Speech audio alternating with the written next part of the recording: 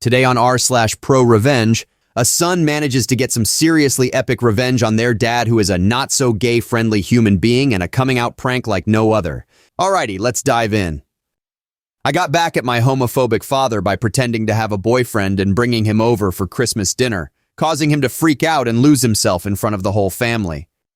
Ever since I can remember, I have been completely and utterly under the thumb of my father. All of us have been, us being me, my younger brother, little sister, and my mother. My father is a raging a-hole, a male chauvinist, over-the-top macho type of guy, and I've always been the victim growing up of his dislike, because I didn't really fit in with his image of the ideal son. I was, for lack of a better word, a bit of a girly boy growing up. I wanted nothing more than to dance and frolic around in dresses. When I was 4 or 5, my mother had this big box of dress-up clothes. She brought it down from the attic, and I immediately picked out the prettiest, frilliest, golden-colored dress I could find. I pranced around in it and declared myself a princess, and that I was now a girl. This went on for a few months, but strictly during the day when my father was away at work. I watched ballet videos with my mother, a soft-spoken and open-minded woman who worked part-time as a social worker in those days. I was happy, careless. My father was and is an authoritarian figure. He had himself legally emancipated at an early age just so he could join the army ahead of time. After 3 years in the army, he left as a lower-level officer and started a career as a seaman. He was a captain when he and my mother met and had me. Later, he left his naval career and became a traveling salesman. Think Don Draper. If Don Draper was a 6'4" Western European man with curly, graying hair and piercing blue eyes. I've always found him incredibly intimidating, and I think my mother did too. Anyway, long story short, he came home early one day. He saw me in my dress and told me in an icy cold voice, "Go and take that off. After you take it off, go sit on the sofa." So I took it off, little hands trembling. Next, he summoned my mother into the room and demanded to know what the hell she had been doing to his boy. I've never seen a person shrink so much so quickly. I myself was like a little tiny fly on the wall at this point, barely present. He took the box with clothes up to the attic, put a lock on it, and informed us that we were not to touch it until my wife gives me a daughter. It stayed there in the attic, untouched, until my sister was born 10 years later. My father took more of an interest in my upbringing after this point. He took me to see Navy ships, races, and made me take a martial art. He seemed determined to make a man out of me, and in some ways he succeeded. One thing he allowed me to do was keep my hair long. He knew I was bullied at school for it, and that, at times, I wanted to cut it off for that reason. He insisted I kept the long hair, faced the bullies, and beat the crap out of them every time they called me a girl, to show them how much of a girl I was. I did just that. It toughened me up in some way, but it also damaged me in other ways. By the time I went to college, I had grown into a pretty normal dude. I wasn't gay. I wasn't even a cross-dresser. Although deep down inside, I still had those urges. I tried desperately to fit in and be what he wanted me to be, but I also grew more and more resentful. In college, I made a lot of different friends, including some guys I met in an acting class we both took. One of them was pretty much your typical flaming and fabulous type of guy. He was as over-the-top gay as my father was over-the-top straight. I told him one night when we were drinking about my upbringing and my terrible father, and my friend, let's call him Paul, suggested I should get back at him. I asked him how. Basically, why not pretend like I was gay, but not just say it over the phone or something, or even to my father's face in person. No, much better. I'd hint for weeks in advance about having met somebody and being in a relationship. I'd say it was a girl. I would ask if I could bring Paula over for dinner at Christmas, when the whole family would be there, and I'd arrive at the house with Paul instead. So I did exactly that. I went to the house at Christmas dressed to the nines. I told my father and mother that Paula was caught up. She's about to come. I'll just open the door. So I sat down with my family with cousins, uncles, aunts, and my grandparents, all just as conservative as my father. I waited a while, heard the door, and rushed to open it. I walked into the living room where everyone was gathered and introduced Paul, my boyfriend. I've never seen a room go so quiet. People literally gasped for air. My sister, brother, and mother looked both scared and amused, but everyone else was in shock, and my father was seething. He just completely lost it.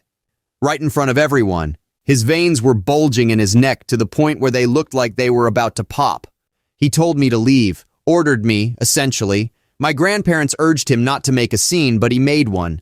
I just replied calmly that he should make me leave. Call the police and explain the situation to them. I knew he never would. He knew some of the officers well. It wasn't a call he would be willing to make, and it wasn't a situation he was willing to explain. I called his bluff and he just sank, like he shrank before my eyes. My mother and grandmother had to calm him down. He walked out of the room, defeated, and I just stood there, not believing my own eyes. I finally felt free, like I didn't give a crap anymore. He had scared me for so many years, terrified me, and now I could see him for the caricature he really was. It felt amazing. Paul and I stayed the whole evening. He played his part perfectly.